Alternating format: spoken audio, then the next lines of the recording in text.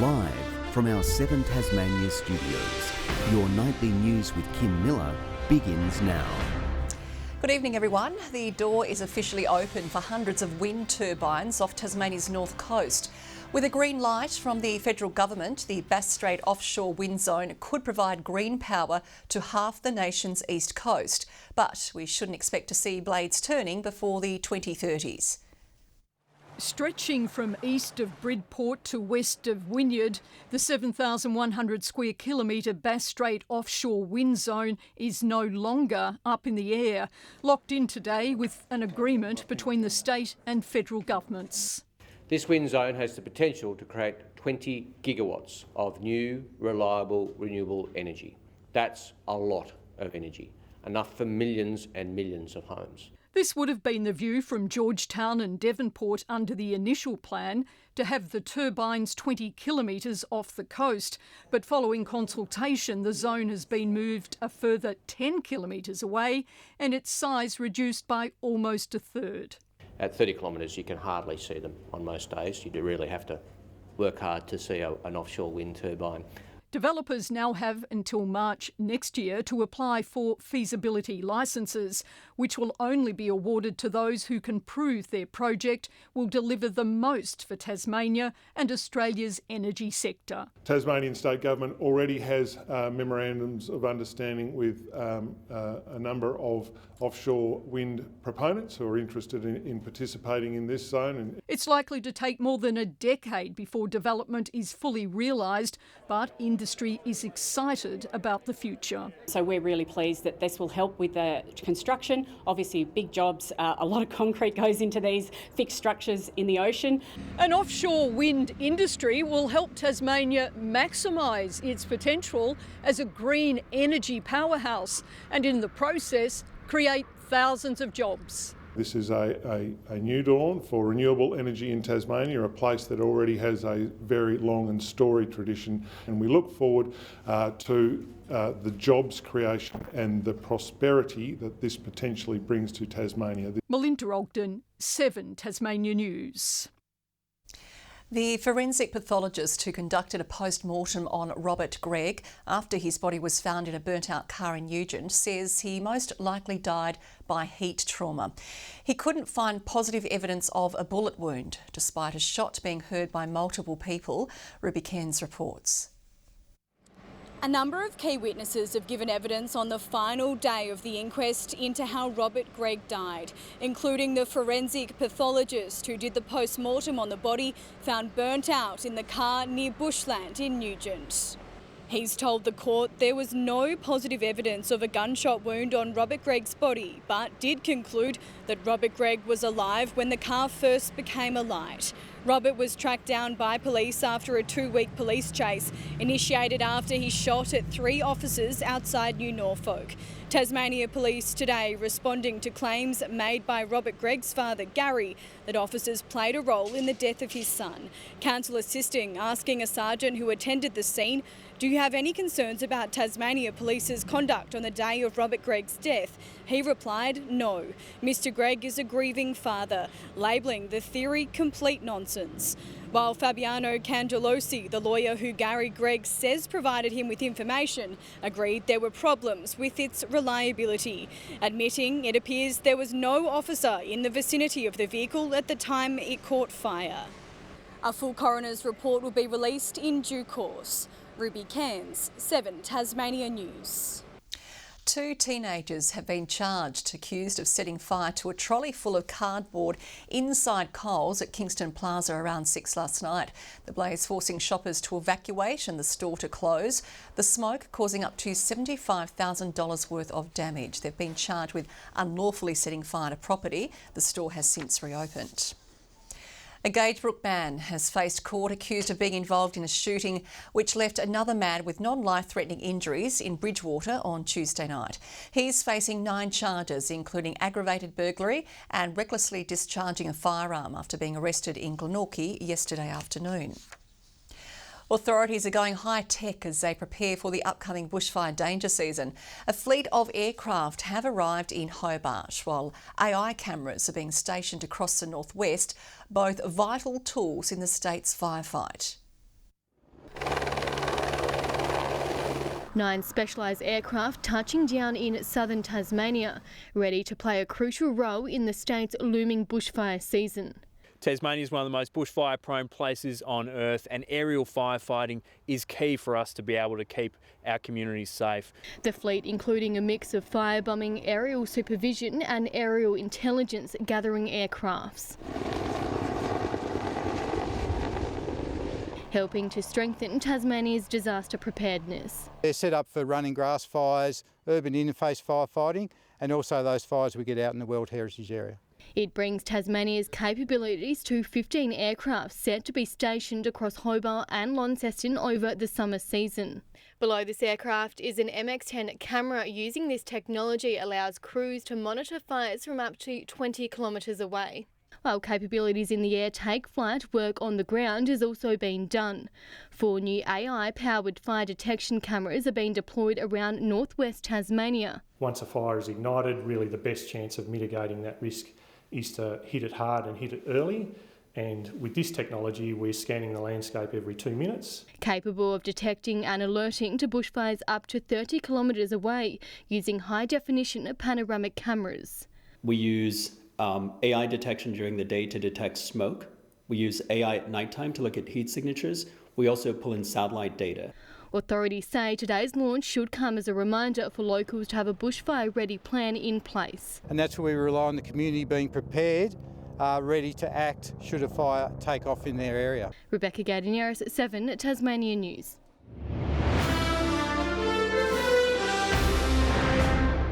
Tasmania continues to lag other states in a number of key areas, according to the latest ABS monthly jobs data. November seeing a slight uptick in the number of people employed, but workforce participation is still the nation's lowest. Labor claims economic conditions are driving a population decline. The jobs that Tasmanians rely on come from a good, strong economy, and when there's no jobs around, people leave the state. The government says the state is on track to deliver a population target of 650,000 Tasmanians by 2050. A local business has been plunged into the national limelight in a good way. Howrah Plumbing named one of the country's top small businesses at the Australian Trade Training Awards. The company recognised for its mentoring programming, enhancing not only technical skills but also the confidence and well-being of its up-and-coming tradies.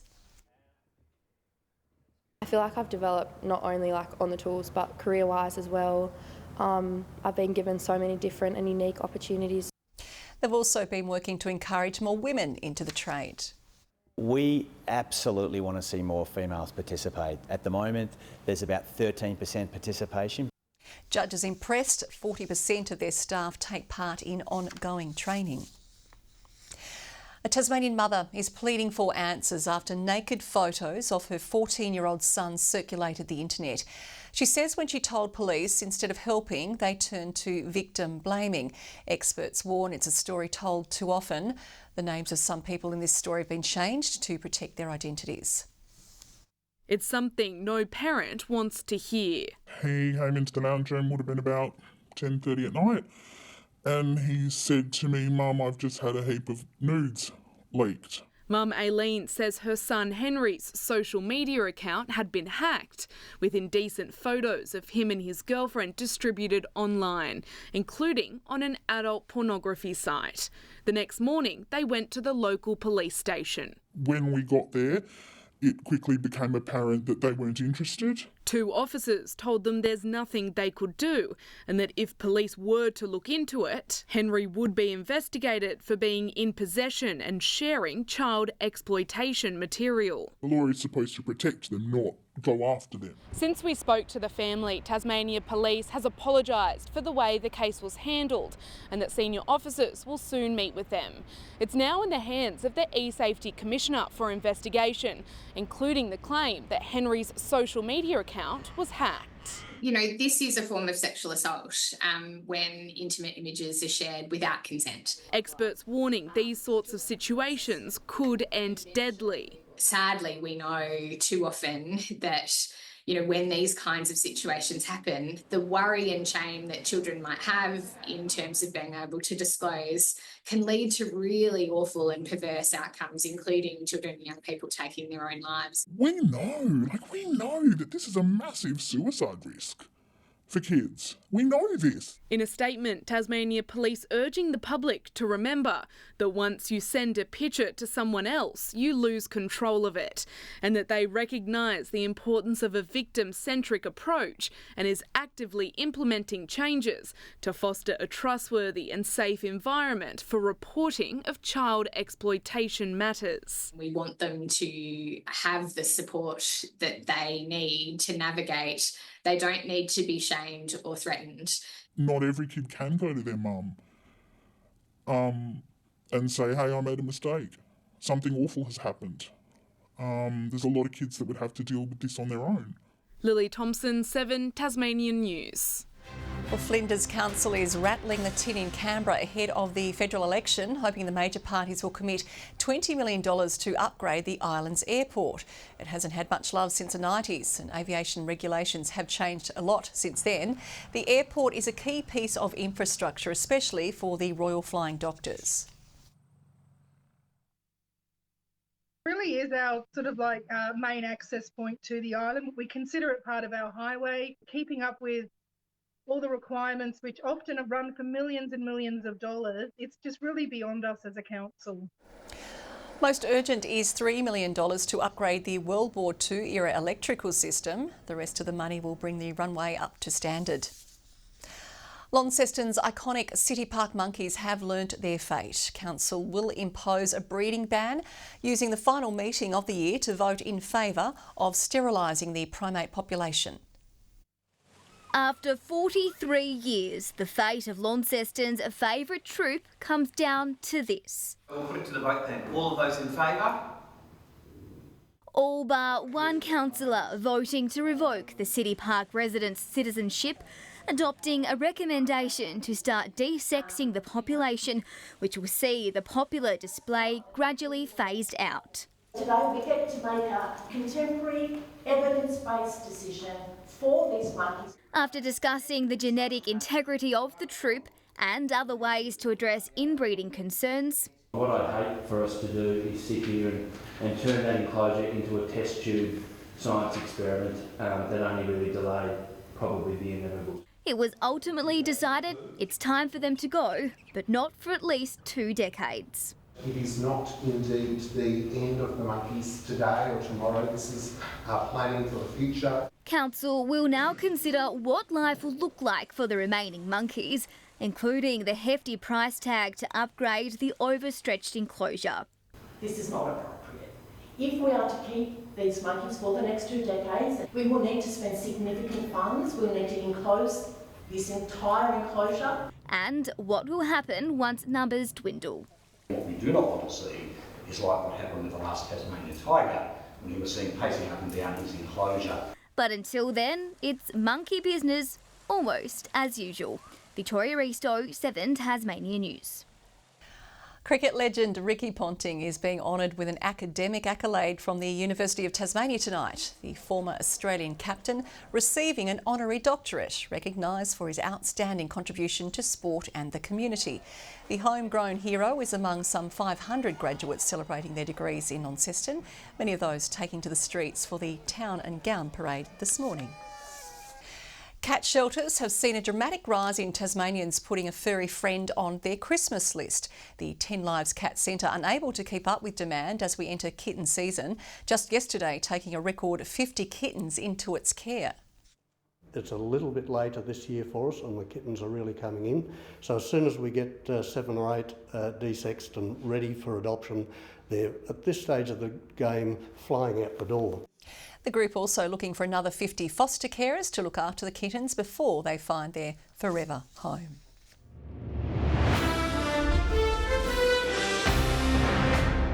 Well, Sean McDonald is well and truly back and firing, opening things tonight with a 3-pointer in New Zealand as the Jackies attempt a club record 5 straight wins.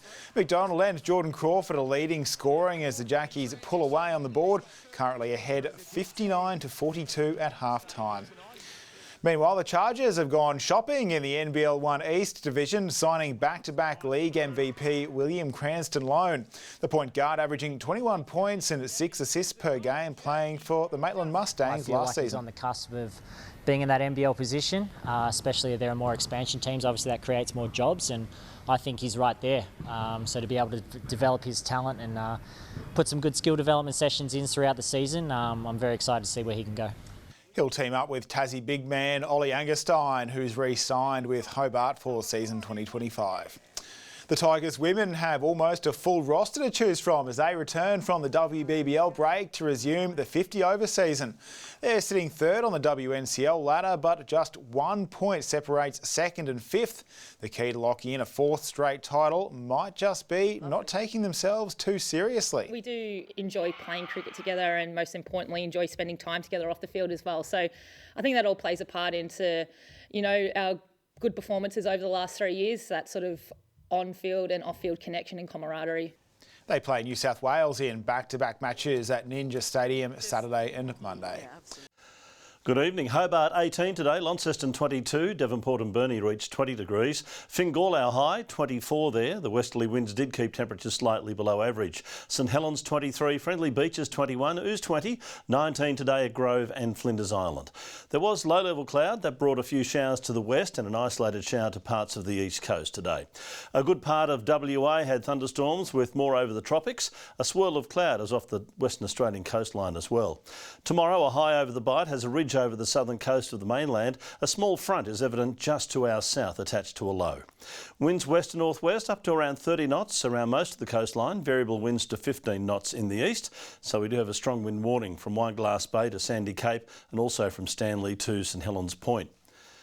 Hobart 19 tomorrow, maybe a morning shower, 18 the top for Huonville, partly cloudy for Campania, 20 the maximum. Launceston 22 and partly cloudy, a sunny day for Devonport, 20 the maximum, 19 the top for Georgetown. Burnie 20 and mostly sunny, showers easing from Strawn, 17 the top and 20 the high for Wynyard. St Helens tomorrow mostly sunny and 23, same for Swansea. A shower for Port Arthur, 19 the maximum. On Saturday, fine and partly cloudy apart from a shower over the west. Fine and sunny weather for all on Sunday. And on Monday, showers developing in the morning with fresh and gusty northeasterly winds. A possible shower in Perth, sunny and 29 in Adelaide tomorrow, fine in Melbourne, sunny and warm in Canberra and Sydney. A possible shower forecast for Brisbane. Cloudy in Hobart at 17, 19 in Launceston, 19 also in Devonport. Great news, Kim. Ricky Ponting is now a doctor. Very timely. You can probably help me with this man flu because I know you don't treat it with much sympathy. You're right there. Go and rest. Plenty of fluids. You're good at that. That is all your news for now. Thanks for joining us. Good night, everyone.